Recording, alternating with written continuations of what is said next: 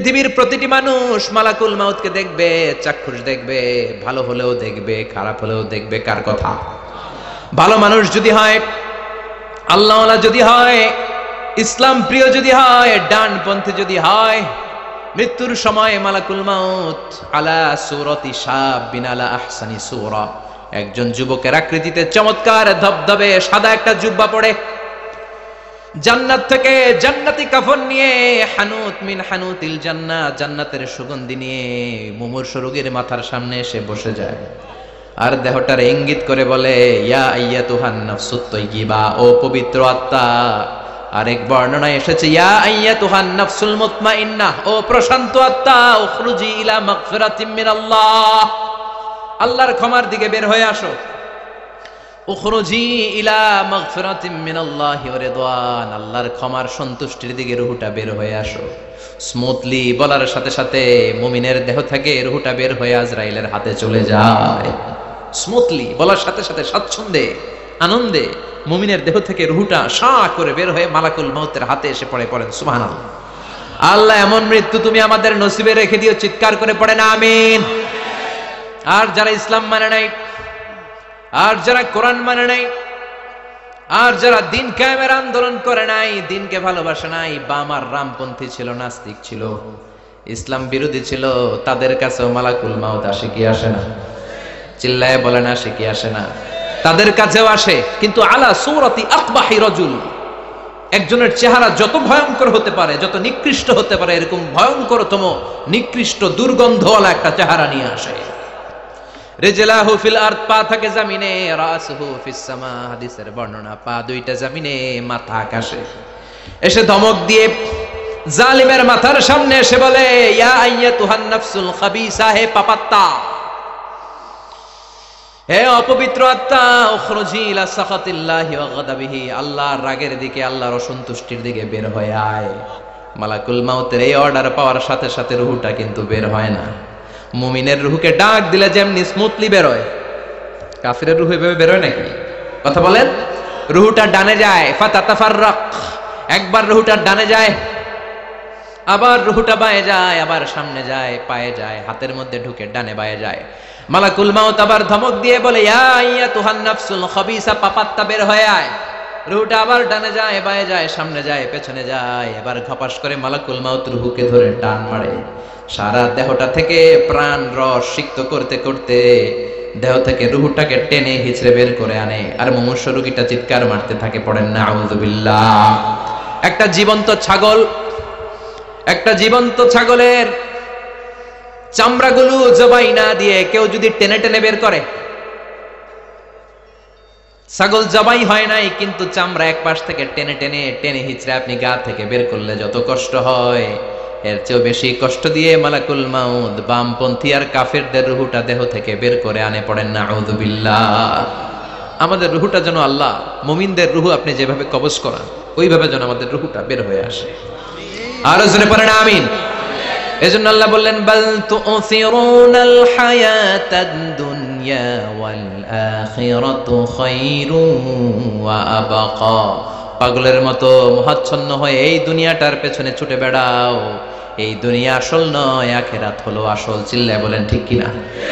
অস্থির, আমরা ব্যস্ত দুনিয়ার লোভে আর মোহে পড়ে আমাদেরকে যে মরতে হবে, চলে যেতে হবে, এটা ভাবার সময়ই আমাদের নাই।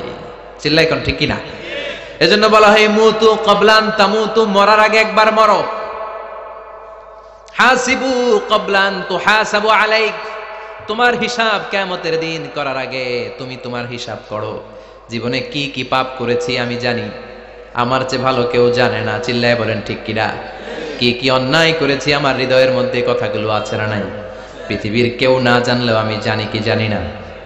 পৃথিবী না জানুক আমি তো জানি, আমি কি পাপ করেছি হায়। পৃথিবী না জানুক আমি তো জানি, আমি কি পাপ করেছি হায়। আমার পাপের করলে বিচার, বাঁচার উপায় নাই আমার। দয়াময় প্রভু মাফ করো আমায়, মাফ করো আমায়। পড়ে না আমিন? আরো জোরে আমিন। এজন্য হাসিবু ক্বাবলা আন তুহাসাবু আলাইক, তোমার হিসাব বসার আগে নিজে হিসাব করো কি কি করলা। আসল মরণের দিন শটান হয়ে তো শুয়ে পড়ো ভাই, মরার আগে আরেকবার মরো। মরার আগে আরেকবার কি করবেন? কথা বলেন, মরার আগে কি করতে হবে? হঠাৎ একদিন বিছানায় শটান হয়ে শুয়ে যান, চক্ষুটা বন্ধ করেন, ভাবেন মরে গিয়েছেন, এই তোমার কুলমাউত চলে এসে রুহুটা নিয়ে গেল। আত্মীয় স্বজন চিৎকার চেঁচামেচি শুরু করে দিল, কান্নার রোল পড়ে গেল চারদিকে। মাইকের মধ্য দিয়ে, মসজিদের মাইকে অ্যানাউন্স হয়, অমুক এলাকার নিবাসী অমুক ভাই আমাদের মধ্যে দুনিয়ায় নাই, তার জানাজা হবে এশার নামাজের পর, সবাই এসে রুহের মাগফিরাত করেন। সবাই আপনারে দেখতে আসবে, কেঁদে কেঁদে লোকজন আপনারে কবর দিতে আসবে। চিল্লায় বলেন ঠিক কি না? কেঁদে কেঁদে সবাই আসবে, দেখার জন্য আসবে। ছেলেগুলো কাঁদবে, স্ত্রী কাঁদবে, বাবা মা কাঁদবে, বন্ধু বান্ধব কাঁদবে, আর ঘরের মধ্যে রাখা হবে না। এবার আপনাকে গোসল দেওয়ার পালা। চক্ষু বন্ধ করে চিন্তার দরকার আছে না নাই? কথা বলেন। হঠাৎ করে, হঠাৎ করে শুনবি একদিন আমার মৃত্যুর খবর, কেঁদে কেঁদে আসবে সবাই দিতে আমায় কবর, দিতে আমায় কবর। ঠিক কি না? একটু চোখটা বন্ধ করে ভাবেন, আপনাকে গোসল দেয়া হবে, জামাগুলো খোলা হবে। এত টাকা দিয়ে যে দামি গোসলখানা টাইলস লাগিয়ে ঘরে বানালেন, আপনার শেষ গোসলটা কি ওই দামি গোসলখানায় হবে? লাশ যেখানে ধোয়া হয় ওই জায়গায় ধোয়া হবে। আপনাকে কাফন পরানো হবে। আপনার কলিজার টুকরা ছোট বাচ্চাটারে বলা হবে, আব্বু দেখে যাও তোমার বাবারে শেষবারের মতো দেখো। আপনার বাবা মা শেষবারের মতো একটা নজর দিয়ে আপনার চেহারাটা দেখে নিবে। বন্ধু বান্ধবরা শেষবারের মতো একবার আপনারে দেখে নিবে। জানাজার জায়গায় নেওয়া হবে। হবে না এই ঘটনাটা আমাদের? হ্যাঁ, হবে কি না? হাজার হাজার মানুষ শেষ বিদায় দেওয়ার জন্য আসবে। চারটা তাকবীর দিয়ে ইমাম নামাজ শুরু করবে। আল্লাহু আকবার, আল্লাহু আকবার, আল্লাহু আকবার, আল্লাহু আকবার বলে নামাজ শুরু করবে। নামাজ শেষ, এবার পালকিতে করে কবরে যাওয়ার পালা। আহা, যেতেই হবে, যেতেই হবে। পালকিতে করে লোকজন নিতে শুরু করবে। কবরস্থানের ওই জায়গায় যেখানে মানুষ বছরে মানুষ না মরলে যায় না, ওই গহীন নিঝুম কবরস্থানে ঢুকানো হবে। পালঙ্ক থেকে নামিয়ে আপনার জন্য করে রাখা আগ থেকে কবরটার মধ্যে শুইয়ে দেয়া হবে। উপরে বাঁশ দিয়ে ছাউনি, শেষবারের মতো সবাই দেখে বাঁশের ছাউনির উপরে মাটি চাপা দিবে। ঠিক কিনা? চলে যাবে সবাই, কেউ নাই, অন্ধকার, শুধু অন্ধকার। এই অন্ধকার যেন শেষ হতে চায় না। এই ঘটনা ঘটবে না আমাদের? কথা বলেন, ঘটবে কিনা? এজন্য মরার আগে এগুলো চিন্তার দরকার আছে না নাই? মরার আগে আরেকবার মরার দরকার আছে না নাই?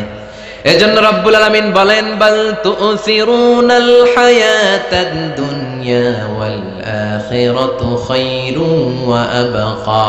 এই দুনিয়ার জীবনটাকে তোমরা আসল জীবন মনে করো, এটা আসল জীবন নয়। আসল জীবন হলো কবরের জীবন। চিল্লায় বলেন ঠিক কি না? আল্লাহ তোমার এই দুনিয়ায়, আল্লাহ তোমার এই দুনিয়ায় কেউ আসে কেউ চলে যায়, তবু তোমার ভয়ে কারো কাঁদে না হৃদয়। এই দুনিয়াতে আমার বদলে গেল মন। চারিদিকে দেখি শুধু সুখেরই স্বপন, ভাবলো না মন আল্লাহ ছাড়া,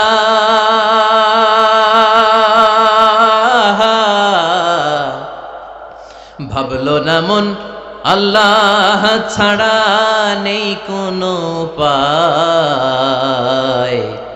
তবু তোমার ভয়ে কারো কাঁদে না হৃদয়, ঠিক কিনা? আসে আর চলে যায়। প্রতিদিন মাইকে অ্যানাউন্স শুনি, অমুক এলাকার অমুক লোক নাই, দাদা গেল, বাবা গেল, বড় ভাই গেল, আত্মীয় স্বজন গেল, আমাকেও যেতে হবে, এই চিন্তা মাথায় নাই। চিল্লা এখন, ঠিক কিনা?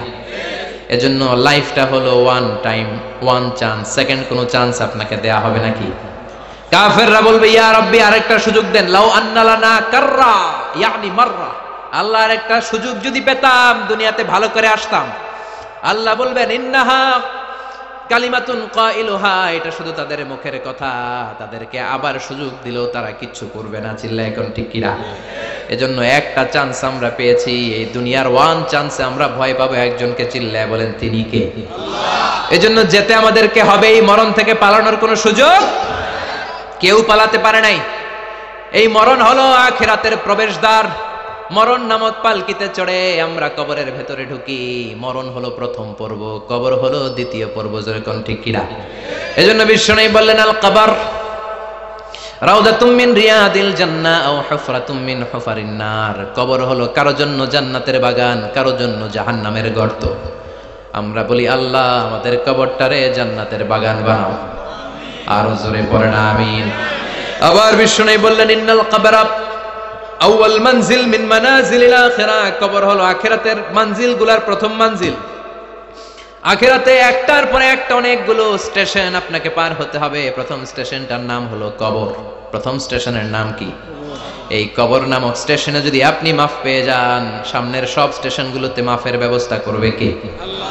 আর কবর নামক স্টেশনে যদি ধরা খেয়ে যান, আপনার মায়ের আছে না নাই?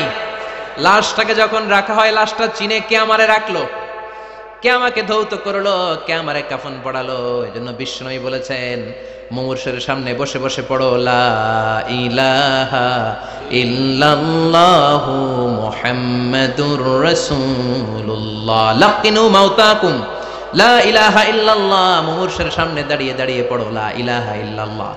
এই লা ইলাহা হচ্ছে জীবিতদের জন্য কালিমা, আর আমরা মরার পরে এই জিকির করি, ঠিক কি না? আমাদের দেশের অনেক জায়গায় লাশ নিয়ে কবরে যাওয়ার সময় লা ইলাহা পড়ে না। না, এটা আগের জিকির, মরার আগের জিকির। মরার আগে আপনাকে অ্যানাউন্সমেন্ট দিতে হবে, আল্লাহ ছাড়া কোনো ইলাহ নাই, বিশ্বনবী হচ্ছেন শেষ নবী এবং রাসূল। চিল্লায় বলেন, ঠিক কি না? লাশটাকে যখন রেখে দেয়া হয়, বিশ্বনবী যত মানুষকে কবরে রেখেছেন তারপরে দাঁড়িয়েছেন আর বলেছেন, ইস্তাগফিরু লিআখিকুম, তোমার ভাইদের জন্য তোমরা দোয়া করো। ফাইন্নাহুল আনা ইউসআল, এখনই তাকে কবরে সওয়াল করা হবে। কবরে প্রশ্ন আছে না নাই? কথা বলেন। বিশ্বনবী খাদিজাতুল কুবরা, ওনার প্রথম স্ত্রী খাদিজাতুল কুবরা তাহেরাকে কবরের মধ্যে রেখে দিয়ে কাঁদতে শুরু করলেন। চোখের পানি ছেড়ে অনেক দোয়া করলেন। দোয়া শেষে সব সাহাবারা ঘরে ফিরে যায়, বিশ্বনবী যায় না। সাইয়েদনা আবু বকর বললেন, ও নবী চলেন ঘরে যাই। অনেক তো দোয়া করলেন। বিশ্বনবী বললেন, আবু বকর তুমি যাও, আমি যাব না। এইটা সাধারণ মহিলা না, এটা বিপদের দিনের সঙ্গিনী খাদিজা। মক্কায় যখন আমার কেউ ছিল না, খাদিজা আমারে ভুলে নাই। 3 বছর কাফিররা আমাকে জেলখানায় বন্দি রেখেছিলাম, শিয়াবে আবি তালেবের জেলখানা। আমার স্ত্রী ওই জেলখানার জীবনেও আমারে ছাড়ে নাই। আমার সাথে 3 বছর খাদিজাও জেল খেটেছে। এই একটাই মহিলা, যেই মহিলাকে আল্লাহ আরশের উপর থেকে সালাম দিয়েছে, মহিলাটার নাম খাদিজা। আল্লাহু আকবার। আমার সব সন্তান আল্লাহ খাদিজার পেট থেকে দিয়েছে। ফাতিমাতুজ জোহরা খাদিজার মেয়ে, জাইনাব খাদিজার মেয়ে, উম্মে কুলসুম খাদিজার মেয়ে, রুকাইয়া খাদিজার মেয়ে, আবুল কাসেম বিশ্বনবীর ছেলে খাদিজার ছেলে, আব্দুল্লাহ যাকে তাইয়্যিব এবং তাহের নামে আমরা চিনি, সেও খাদিজার ছেলে। সুবহানাল্লাহ। ও আবু বকর, আমার এই কলিজার টুকরা প্রিয়তমা খাদিজারে রেখে দিয়ে কেমনে বাসায় যায়? তুমি যাও, আমি দাঁড়িয়ে থাকবো। এখনই মুনকার নাকির এসে খাদিজারে প্রশ্ন করবে, আমি দেখবো খাদিজা উত্তর দিতে পারে কিনা। আর প্রশ্নের উত্তরে যদি ভুল করে ফেলে, কবরের উপর থেকে আমি নিজে প্রশ্নের উত্তর দিয়ে দেব। সাইয়েদনা জিবরাইল বললেন, নবী আপনারা দাঁড়িয়ে থাকার দরকার নাই, আবু বকরের সাথে ঘরে চলে যান। আল্লাহ জানিয়ে দিয়েছে, খাদিজার কবরের প্রশ্নে যদি কোনো সমস্যা হয়, আরশের উপর থেকে খাদিজার প্রশ্নের জবাব আল্লাহ নিজে দিয়ে দিবে। এজন্য কবরের আযাব থেকে বিশ্বনবী পানাহ চেয়েছেন। বিশ্বনবী বলেছেন, আল্লাহুম্মা ইন্না নাউযু বিকা মিন আযাবিল কবর। ও আল্লাহ, কবরের আযাব থেকে তুমি আমাদেরকে বাঁচাও। পড়েন আমিন। কবরে মুমিনদেরকে 4টা প্রশ্ন করা হবে, কাফিরদেরকে 3টা প্রশ্ন। চিৎকার করে বলেন মুমিনের প্রশ্ন কয়টা? আর জোরে বলেন।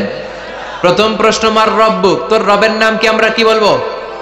আল্লাহ আমারে রব, এই রবি আমার সব, দমে দমে তনু মনে তারি অনুভব। আল্লাহ আমারে রব, এই রবি আমার সব। পড়েন আমিন। দ্বিতীয় প্রশ্ন, আমার দিন, তোর দিনের নাম কি? ধর্মের নাম কি? তৃতীয় প্রশ্ন, মান হাযার রাজুল, এই লোকটা কে? কে?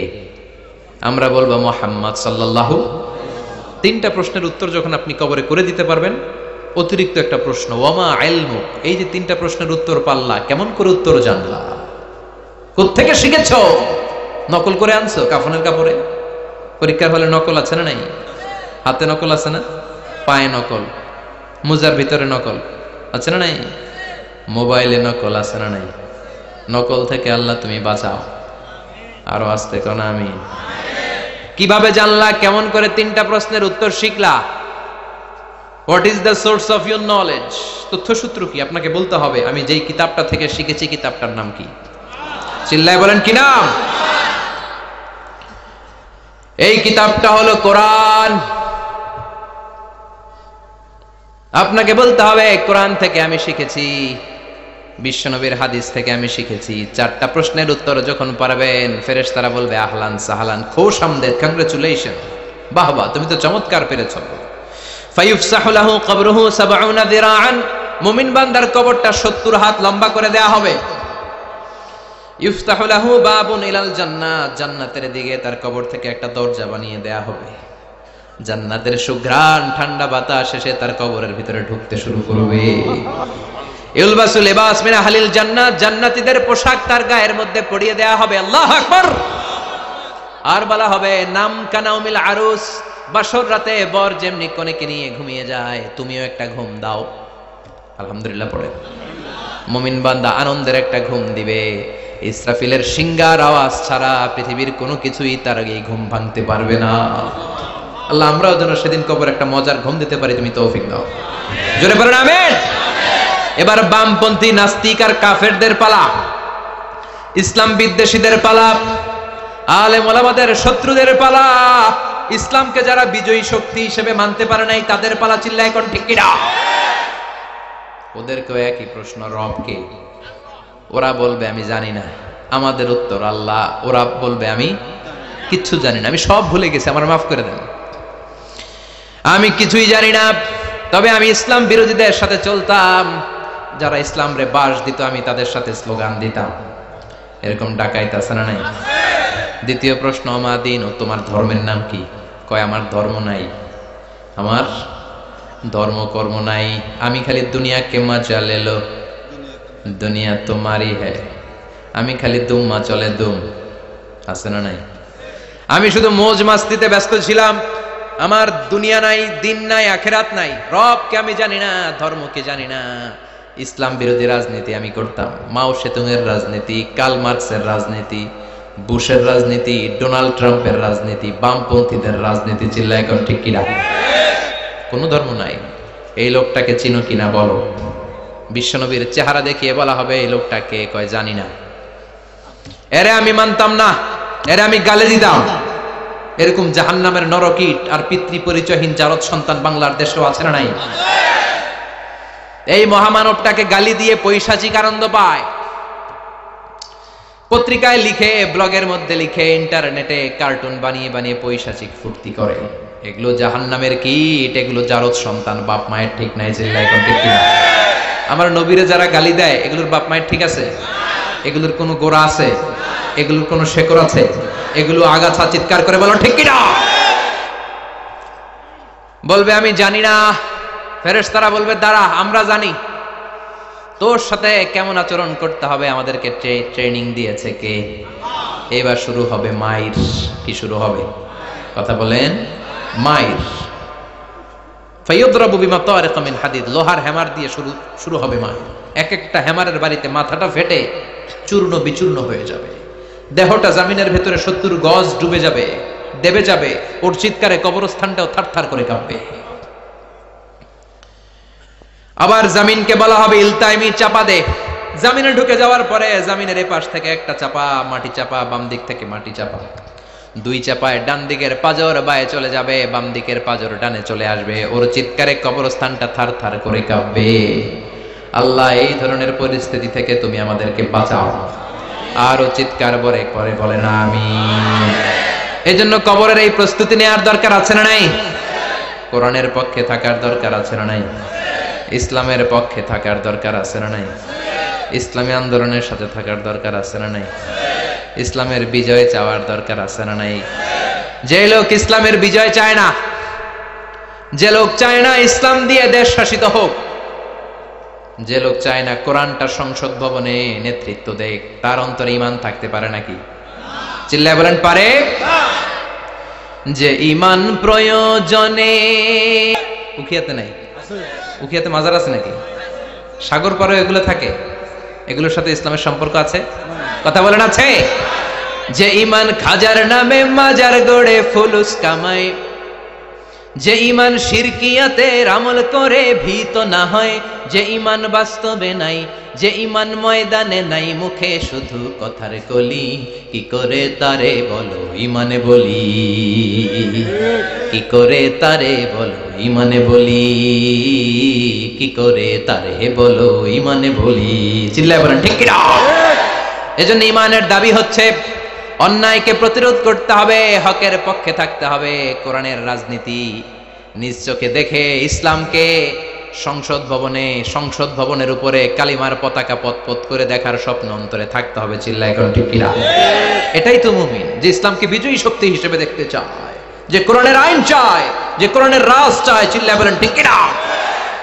এজন্য আমরা আল্লাহর কাছে কামনা করি, আল্লাহ তুমি আমাদেরকে ঈমানের মৃত্যু দাও, তুমি আমাদেরকে কবরের সব প্রশ্নগুলো সহজ করে দাও। পড়ে না আমিন? আরো জোরে পড়ে না আমিন? এজন্য আল্লাহ বললেন বাল তুসিরুনাল হায়াতাদ দুনিয়া ওয়াল আখিরাতু খায়রু ওয়া আবাকা। ও আমার গোলাম, দুনিয়ার এই জীবনটাকে তোমরা আসল জীবন মনে করো, এই জীবন কিন্তু আসল জীবন না। আসল জীবন হলো আখিরাতের জীবন। কোন ঠিক কিনা? এই জন্য মৃত্যু থেকে যতই পালিয়ে বেঁচে থাকতে পারবা নাকি? পারা যাবে? চিল্লায় বলেন। কোন নবীরা পারছে? আদম আলাইহিস সালাম মৃত্যু থেকে বেঁচে গেছে না? মরছে? কথা বলেন না। উনি পৃথিবীর একমাত্র মানুষ যিনি জানতেন যে উনি কতদিন বাঁচবেন। সুবহানাল্লাহ পড়ো। উনি জানতেন উনি কতদিন বাঁচবেন।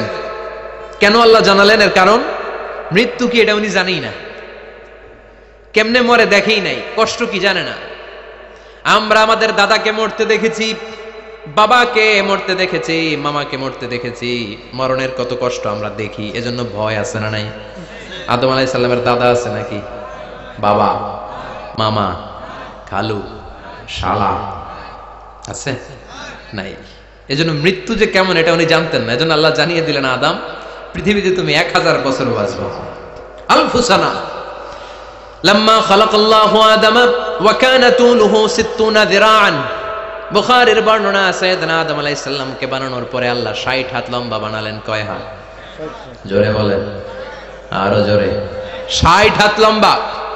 এরপরে ওনার ঔরসে পৃথিবীতে যত নারী আসবে, পুরুষ আসবে রূহের জগতে, সবগুলো রূহকে বসিয়ে দিলেন বৈঠকে। সুবহানাল্লাহ। বিশাল কনফারেন্স রুম। আমরাও ছিলাম না? আমাদের রূহটাও ছিল। সাইয়েদনা আদম বললেন, আল্লাহ এরা কারা? আল্লাহ বললেন, আদম এগুলো সব তোমার সন্তান। সাইয়েদনা আদম অবাক দৃষ্টিতে অপলক নয়নে নিজের সন্তানদের রূহগুলো দেখতেছিলেন। দেখতে দেখতে হঠাৎ একটা রূহকে ভালো লেগে গেল। বললেন, আল্লাহ এটা কার রূহ?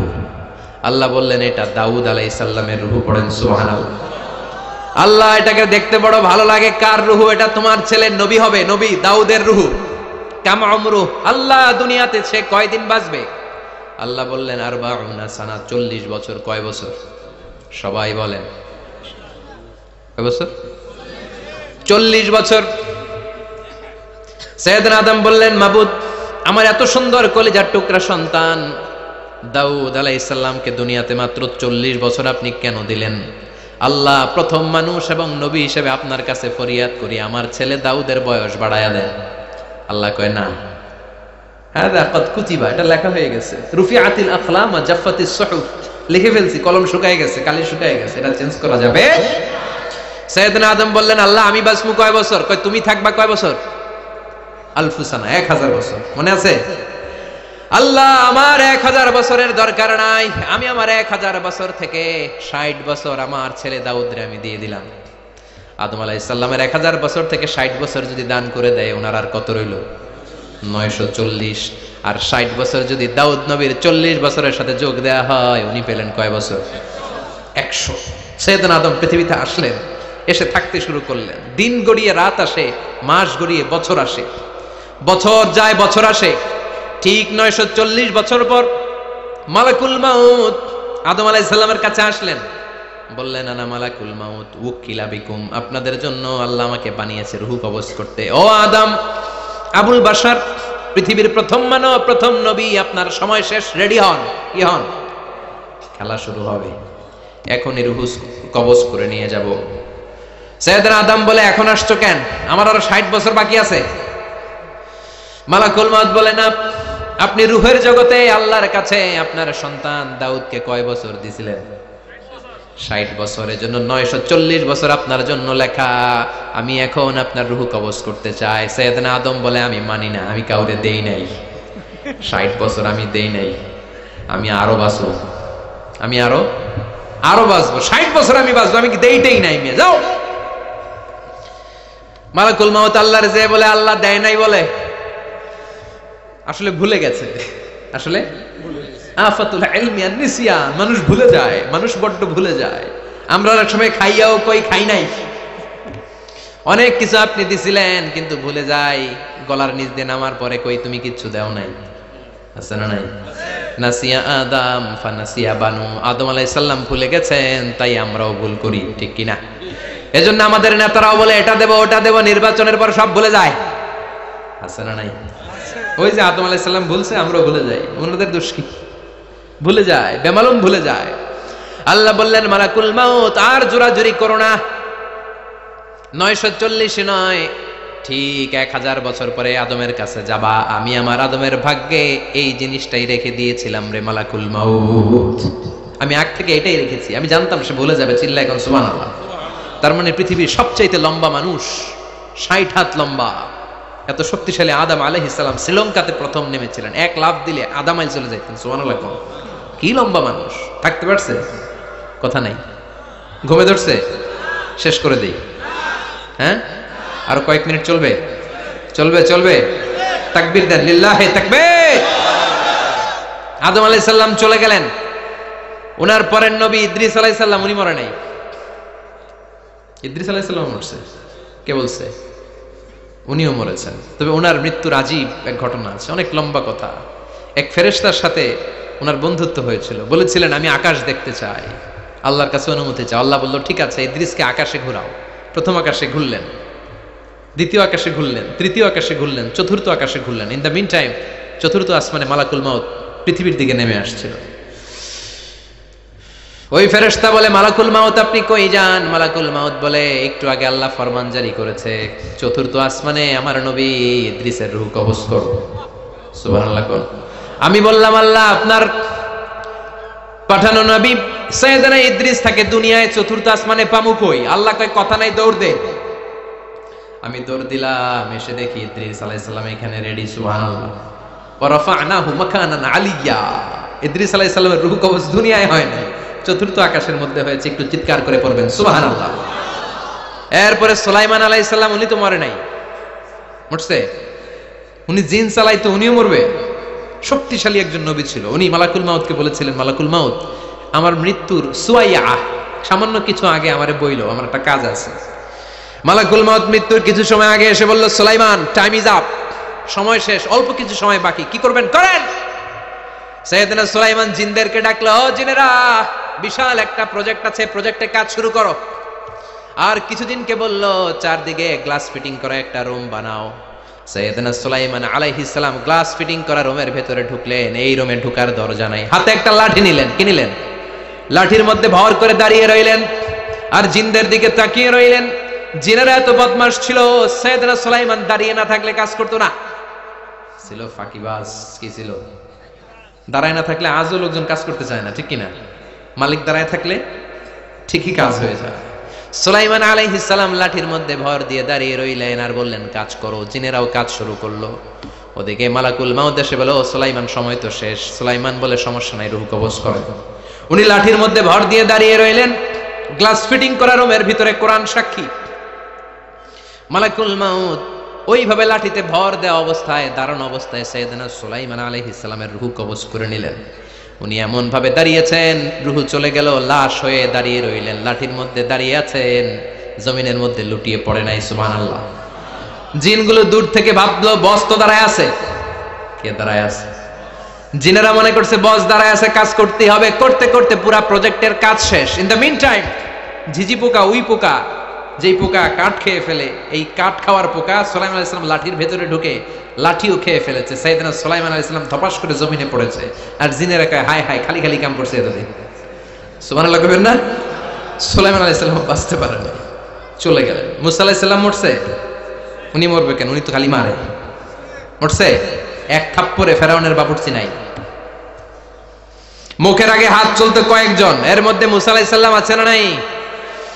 মালাকুল মাউত মানুষের আকৃতিতে অনুমতি না নিয়ে ঘরের ভেতরে ঢুকে গেল। ঢুকে বলে, আনা মালাকুল মাউত, আমি মৃত্যুর ফেরেশতা। তো কি চাও? জিতু আন আকবাদা রূহাক, আপনার রূহ কবজ করতে আসছি। কিন্তু মুসা আলাইহিস সালাম দেখতেছেন দিব্যি একজন মানুষ, কি দেখে? আবার সালাম দেয় নাই, অনুমতি নিয়েও ঢুকে নাই। অমিয়া, অনুমতি নিয়ে ঘরে ঢোকার দরকার আছে না নাই? মুসা আলাইহিস সালামের মেজাজ বড় গরম। উনি বললেন, কি করবি? কয়, আপনারে মারমু। কয়, এদিকে আয়। মালাকুল মাউত মনে মনে ভাবে, এতদিন সব মানুষগুলো আমারে দেখলে দিত দৌড়, আজকে মনে হয় আমারে দিতে হবে দৌড়। এক পা গায়ে দুই পা পেছায় সাহস করে সামনে গেলেন। আবার মুসা আলাইহিস সালাম দিলেন এরকম থাপ্পড়। ফাসাক্কাহু ফাফাকু আইনা, বুখারীর বর্ণনা, এক থাপ্পড়ে চোখ নাই। ঠিকই মালাকুল মাউত দৌড়, এক দৌড়ে আল্লাহর কাছে। আল্লাহ বললেন, রাখো, এটা মুসা আলাইহিস সালাম, তার মেজাজ বড্ড গরম, আমাকে কথা বলতে হবে। আল্লাহ বললেন, মুসা, বুখারীর বর্ণনা, গরুর পিঠের উপর হাত রেখে দাও।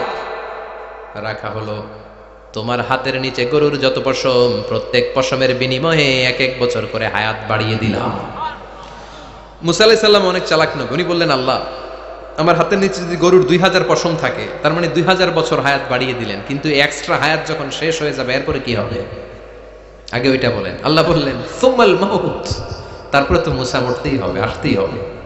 সাইয়েদনা মুসা আলাইহিস সালাম বললেন, ফাল আনা, তাহলে আর দেরির দরকার নাই, এখনই আমি আপনার কাছে চলে যেতে চাই। মালাকুল মাউত মুসা আলাইহিস সালামের রূহ নিয়ে উড়াল দিলেন। সুবহানাল্লাহ। বাঁচতে পারছে? বিশ্বনবী মরে নাই, উনি ইন্তেকাল করেছেন। চিল্লা এখন ঠিক কিনা? ইন্তেকালের আগে বিশ্বনবী প্রচন্ড অসুস্থ হলেন। মা আয়েশারে ডেকে বললেন, আয়েশা, মনে হয় আমি বাঁচব না। ওই যে খায়বার বিজয়ের দিন, খায়বার দুর্গ বিজয় করার পরে এক ইহুদি মহিলা আমার দাওয়াত দিয়েছিল। ওই দাওয়াত খেতে যাওয়ার পরে গোশতের মধ্যে বিষ মাখানো হয়েছিল রে আয়েশা। ওই বিষ মাখানো খাসির গোশত খেয়ে যে ব্যথা আমার পেটে উঠেছিল, আজ আবার সেই ব্যথা উঠেছে। বিশ্বনবী ওই বিষ খাওয়ানো গোশতের কারণে ইন্তেকাল করেছেন। তার মানে বিশ্বনবী শহীদ। জামা আল্লাহু বাইনা নবুওয়া ওয়া শাহাদা, আল্লাহ বিশ্বনবীকে শুধু নবী বানায় নাই, শহীদ হিসেবে কবুল করেছে। সুবহানাল্লাহ কইবেন না? প্রচন্ড অসুস্থ, উনি ছাড়া মসজিদে নববীতে কেউ ইমামতি করার সাহস পায় না। বিশ্বনবী বললেন, আবু বকর তুমি যাও। আবু বকরও যায় না। বিশ্বনবী বললেন, পানি আনো। বিশ্বনবী পানি দিয়ে ওযু করলেন। ওযু করে কয়েকজন সাহাবীকে ধরে উঠতে চাইলেন, আবার ধপাস করে বেহুশ হয়ে পড়লেন। বিশ্বনবী উঠতে পারে না। আবার বললেন, ঠান্ডা পানি আনো। পানির ভেতরে বিশ্বনবী 2 হাত ঢুকিয়ে দিয়ে ঠান্ডা ভিজা হাত দিয়ে চেহারার মধ্যে মাসে করলেন আর বললেন, ইন্নালিল মাউতি লা সাকারাত, হায়রে মৃত্যুর কি যন্ত্রণা, হায়রে মৃত্যুর যে কি কষ্ট। ও মিয়া, বিশ্বনবী যদি মৃত্যুর কষ্টে কাতরায়, আমাদের অবস্থা কি? আমাদের নসিবে কি আছে? আল্লাহ তুমি বাঁচাও, পড়ে না আমি। বিশ্বনবী কাঁদছেন, সাহাবারা একের পর এক দেখতে আসে। কান্নার রোল পড়ে গেল চারদিকে। বিশ্বনবীর কলিজার টুকরা নয়নের পুটুলি সাইয়্যিদাতুনা ফাতিমা বিশ্বনবীর কান্না সহ্য করতে পারে না। বিশ্বনবীকে ধরে মা ফাতিমা, সাইয়্যিদাতুনা ফাতিমা বিলাপ করা শুরু করে দিলেন, চিৎকার দিয়ে কান্নাকাটি শুরু করে দিলেন আর বললেন, ওয়া কুরবা আবা, ওয়া কুরবা আবা, হায় হায় আমার বাবার কি কষ্ট, আহা আমার বাবার কি কষ্ট হচ্ছে। বিশ্বনবী বললেন, ফাতেমা তুমি কেঁদো না, আমার কষ্ট আজকের পরে আর থাকবে না। আজকে তোর বাবার সব কষ্ট বন্ধ হয়ে যাবে। কি যেন কানে কানে বললেন, ফাতেমা আরো কেঁদে দিল। আবার কানে কানে কি যেন বললেন, ফাতেমা হেসে দিল। বিশ্বনবীর ইন্তেকালের অনেক পর মা আয়েশার কাছে ফাতেমা বললেন, আমি যখন প্রথমে কেঁদেছিলাম আব্বা বলেছিল আমি আর বাঁচব না রে ফাতেমা। আবার কানে কানে একটা কথা বলার পরে হেসেছিলাম, আব্বা বলেছিল আমার পরে আমার পরিবার বর্গের মধ্য থেকে সর্বপ্রথম তোমার সাথে আমার দেখা হয়ে যাবে রে ফাতেমা। অল্প কয়েক মাসের ব্যবধানে সাইয়েদাতুনা ফাতেমা উনিও ইন্তেকাল করলেন। বিশ্বনবী শোয়া থেকে উঠতে পারে না। এক সাহাবীকে দেখলেন মেসওয়াক করছে। বিশ্বনবী মেসওয়াকের দিকে তাকিয়ে রইলেন। বিশ্বনবীর নিথর দেহটা পড়ে আছে। আয়েশারা যে বলবে আয়েশা মেসওয়াক দাও, বলতে পারেন। মা আয়েশা বুঝতে পেরে মেসওয়াক আনলেন, বিশ্বনবীকে মেসওয়াক করিয়ে দিলেন। এবার বিশ্বনবী বললেন, ও আবু বকর শোনো, আল্লাহ আমাকে অপশন দিয়েছে। কি দিয়েছে? আল্লাহ বলেছে নবী আজীবন থাকতে চাইলে থাকেন, আর আসতে চাইলে চলে আসেন। আমি থাকতে না চেয়ে আল্লাহর কাছে চলে যাওয়ার ইচ্ছা করলাম। সাইয়েদনা আবু বকর কান্না জুড়ে দিলেন। বিশ্বনবী বললেন, আসসালাত আসসালাত, ও আমার উম্মতেরা নামাজ তরক করো না। ইন্তেকালের আগে বললেন নামাজ ছেড়ে দিও না। আর বললেন ওয়ামা মালাকাত আইমানুকুম, তোমাদের অধীনস্থ কর্মচারীদের সাথে খারাপ আচরণ করো না। ঘাম শুকানোর আগে পয়সা দিয়ে দিও। আর হাত দুটো উঁচু করে বললেন আল্লাহুম্মা ইলার রাফিকিল আলা, ও আল্লাহ আমি আপনার কাছে যেতে চাই। এই কথাটা বলে বিশ্বনবীর হাত দুইটা ধপাস করে জমিনে পড়ে গেল। বিশ্বনবীও চলে গেলেন। থাকতে পেরেছে কেউ? চিল্লায় বলেন। এজন্য আমরা আল্লাহর কাছে ঈমানি মৃত্যু চাই। কি মৃত্যু? আমরা উত্তম মৃত্যু চাই। চিল্লায় বলেন কি মৃত্যু? এজন্য মরণের আগে ঈমান নিয়ে মরার দরকার আছে না নাই? বিশ্বনবী দোয়া করতেন আল্লাহুম্মা রযুকনা হুসনাল খাওয়াতিম, ও আল্লাহ আমাদের শেষটা যেন ভালো হয়। শেষ কথা বলি, এদিকে তাকান, মনোযোগ আছে? বলতেন আল্লাহুম্মা রযুকনা হুসনাল খাওয়াতিম, ও আল্লাহ আপনি আমাদেরকে ঈমানের মৃত্যু দেন, আমাদের শেষটা ভালো করেন। কারণ সব ভালো তার শেষ ভালো। জানেন না এটা আপনারা? সব ভালো তার শেষ ভালো। আজীবন ইসলামের পক্ষে, আজীবন নামাজি মুত্তাকি, মরার আগে কাফের হয়ে মরে, এরকম আছে না নাই? মরার আগে শাহবাগের মঞ্চে উঠে ভাষণ দেয়, ভাইয়েরা আমার, আছে না নাই? আবার আজীবন কাফের, ইসলামের বিরোধী, ইন্তেকালের আগে কালিমা পড়ে সব মাফ করায়, আছে না নাই? বিশ্বনবীর শ্বশুর আবু সুফিয়ান, নাম শুনছেন? বদরের যুদ্ধে বিশ্বনবীর বিরুদ্ধে, মক্কায় বিশ্বনবীর ঘুমাতে দেয় নাই, উহুদের যুদ্ধে বিশ্বনবীর সাথে ফাইট, খন্দকের যুদ্ধে বিশ্বনবীর সাথে মারামারি, আহজাবের যুদ্ধে কিলাকিলি, সারাটা জীবন বিশ্বনবীর সাথে মারামারি, মক্কা বিজয়ে কালিমা পড়ে মুসলমান হয়েছে। গোটা জীবনে যা অন্যায় করেছে সব মাফ করে দিয়েছে কে? এজন্য আমরা আল্লাহরে বলি, আল্লাহ কালিমাটা পড়তে পড়তে যেন আমরা মরতে পারি। চিৎকার করে পড়ে না আমিন। জিহাদের ময়দানে এক সাহাবা যুদ্ধ করতে লাগলেন। বুখারীর বর্ণনা, যুদ্ধ করতে করতে কাফেরদেরকে মারতে মারতে, হাদিসের ভাষ্য লা ফাযা ওয়ালা শাযা ইল্লা ইয়াদরিবুহা বিসাইফি, তার সামনে যত কাফের আসে সে কচুকাটা করে। অন্য সাহাবীরা খুশি হয়ে যায়। অন্য সাহাবীরা বলে আজকের সব সওয়াব এই সাহাবী পেয়ে যাবে। কিন্তু বিশ্বনবী হঠাৎ করে একটা কথা বললেন, ওই কথা শুনে সাহাবীরা অবাক। বিশ্বনবী বললেন হুয়া ফিন্নার, ও জাহান্নামে যাবে। কই যাবে? জিহাদের ময়দানে এক মুজাহিদ সাহাবী কাফেরদেরকে মেরে শেষ, কিন্তু বিশ্বনবী বললেন কই যাবে? কথা কয় না। এক সাহাবী কয় ঘটনা কি? এত বড় মুজাহিদ ফি সাবিলিল্লাহ কেন জাহান্নামে যাবে? আমি লুকিয়ে লুকিয়ে দেখি। লুকিয়ে লুকিয়ে ওই সাহাবী দেখে মুজাহিদ সাহাবী যুদ্ধ করতে করতে কাফেরদের বিশাল একটা ঘাটির ভেতরে ঢুকে গেল। মারতে মারতে মারতে মারতে হঠাৎ এক কাফেরের আঘাতে এই মুজাহিদ সাহাবীর ডান হাতটা কাটা পড়ে গেল। এবার ডান হাত দিয়ে ফিনকি দিয়ে রক্ত বের হতে শুরু করলো। মুজাহিদ সাহাবী আর যন্ত্রণা সহ্য করতে পারে না। যন্ত্রণা সহ্য করতে না পেরে কাতরাতে কাতরাতে নিজের হাতের ছুরিটাকে জমিনের মধ্যে কেটে দিয়ে ছুরির উপর ঝাঁপিয়ে পড়ল। পেটের এই দিক দিয়ে ঢুকে ওপাশ দিয়ে বের হয়ে গেল, এফার হোফার হয়ে গেল। মানে আত্মহত্যা করলো, ঠিক কি না? জাহান্নামী না? কথা কও। লুকিয়ে লুকিয়ে যে সাহাবা দেখেছে চিৎকার দিয়ে বিশ্বনবীর কাছে যায় বলে আশহাদু আন্নাকা রাসূলুল্লাহ, ও নবী আপনি যে আসল নবী, কোনো সন্দেহ নাই, আমি লুকিয়ে লুকিয়ে দেখেছি। ওই মুজাহিদ সাহাবা বেঁচে নাই, সে কাফেরের আঘাতে শহীদ হয় নাই, নিজের পেটে নিজে ছুরি ঢুকিয়ে আত্মহত্যা করেছে। আজীবন বিশ্বনবীর সাথী, মরার আগে জাহান্নামী। আমরা কেউ জানি না আমাদের শেষটা কেমন হবে। এজন্য আমাদের শেষটা ভালো হোক, ভেরি সেন্সিটিভ ইস্যু। আমাদের শেষটা ইমানের হোক। এখন যেমনি মাথা ঠিক আছে, বুদ্ধিমত্তার সাথে শাহাদাত বাক্যের উপর যেন আমরা মরতে পারি, আমরা পড়ি আমিন। চিল্লায় পড়েন আমিন। কি করে বুঝবেন মৃত্যুটা ভালো হলো? এক নাম্বার আলামত আন-নুতকু বিশ-শাহাদা। মরার আগে আওয়াজ করে জিকির করে কেউ যদি পড়তে পারে লা ইলাহা ইল্লাল্লাহু মুহাম্মাদুর রাসূলুল্লাহ সাল্লাল্লাহু, এটা হচ্ছে আলামাতু হুসনিল খাতিমা। আপনার মৃত্যুটা যে ভালো মৃত্যু হয়েছে এটার আলামত। কি মৃত্যু? সবাই বলেন ভালো মৃত্যু আমরা চাই কি চাই না? ভালো মৃত্যুর এক নাম্বার আলামত কালিমা পড়ে যদি মরতে পারে। বিশ্বনবী বলেন মান কানা আখিরু কালামিহি লা ইলাহা ইল্লাল্লাহ, যে ব্যক্তির সর্বশেষ কথাটা হবে, বাক্যটা হবে লা ইলাহা ইল্লাল্লাহ, দাখালাল জান্নাহ, সে জান্নাতি হয়ে যাবে। সুবহানাল্লাহ পড়েন। এরপরে বিশ্বনবী বললেন আল মুমিনু ইয়ামুতু বিজাবি ইরকিল জাবিন, মুমিন যখন মারা যায় তার কপাল ঘেমে যায়। সুবহানাল্লাহ পড়েন। হাত ঘামে না, পা ঘামে না, মুমিনের কপাল ঘামে। সুবহানাল্লাহ। এজন্য কেউ মারা গেলে কপালের মধ্যে হাত দিবেন, দেখবেন ওই ঘামের মধ্যে একটা জান্নাতি ঘ্রাণ আছে। সুবহানাল্লাহ। আল্লাহ, আমরা যখন মরে যাব আমাদের কপালটা যেন এরকম ঘেমে যায়। আমিন পড়েন আর জোরে আমিন। আল মুমিনু ইয়ামুতু বিআরাকিল জাবিন, মুমিন মারা গেলে তার কপাল ঘামে।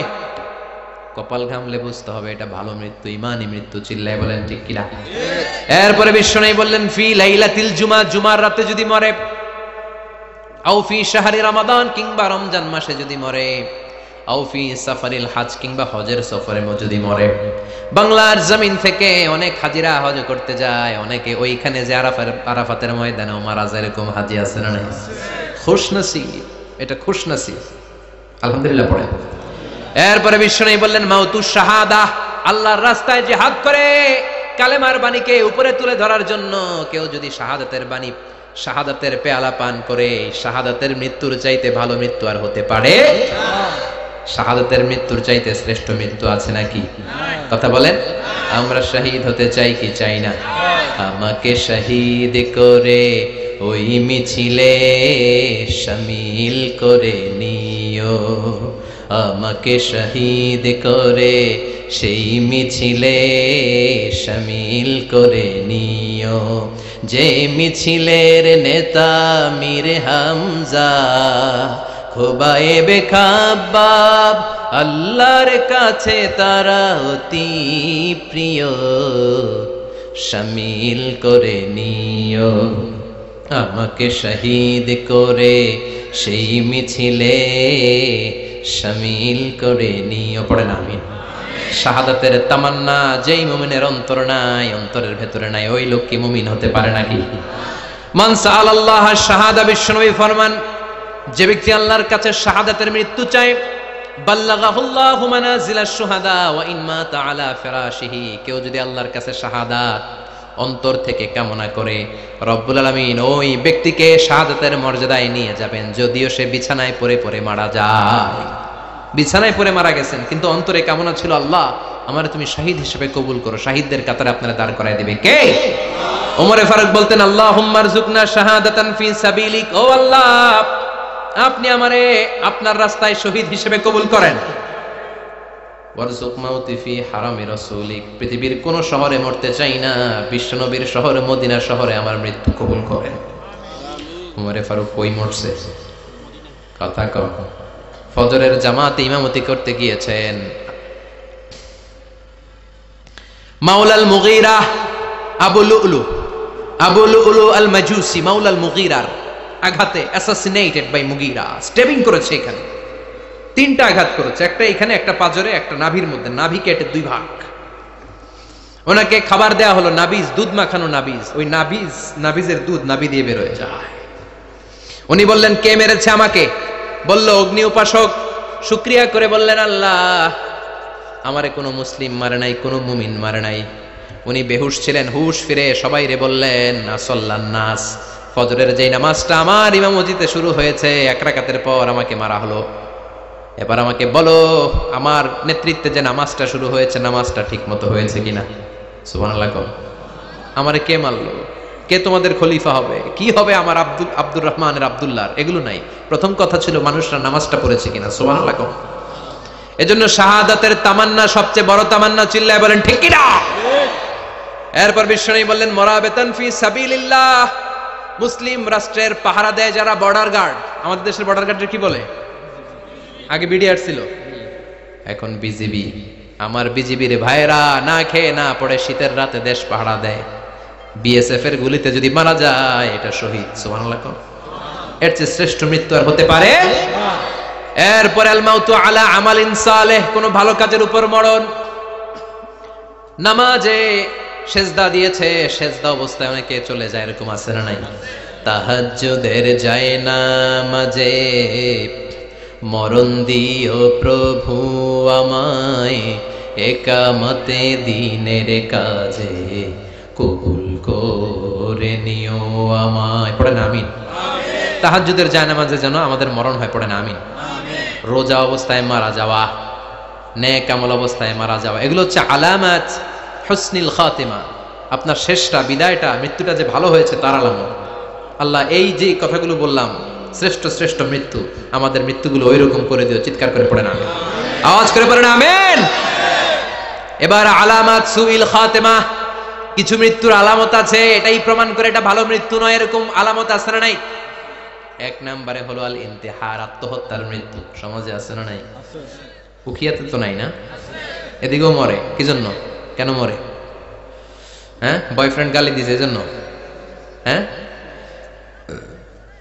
মান ক্বাতালা নাফসাহু বিশাইইন উযযিবা বিহি ইয়াউমাল কিয়ামা, যে জিনিস দিয়ে যে যাকে মেরেছে, আত্মহত্যা করেছে, সুইসাইড করেছে, কিয়ামতের দিন ওই জিনিস দিয়ে সে তাকে মারবে, এটাই হবে তার শাস্তি। ওড়না পেঁচিয়ে যারা আত্মহত্যা করলো ওর শাস্তি ওড়না পেঁচানো। বিষ খেয়ে যারা মারা গেল তার শাস্তি জাহান্নামের বিষ খাবে আর চিৎকার করবে। ছুরি ঢুকিয়ে যারা মারা গেল জাহান্নামের আগুনে ঝলসানো ছুরি শুধু ঢুকাবে। আল্লাহ আত্মহত্যা থেকে বাংলাদেশে বাঁচাও, আমাদের ছেলে মেয়েগুলারে বাঁচাও। চিৎকার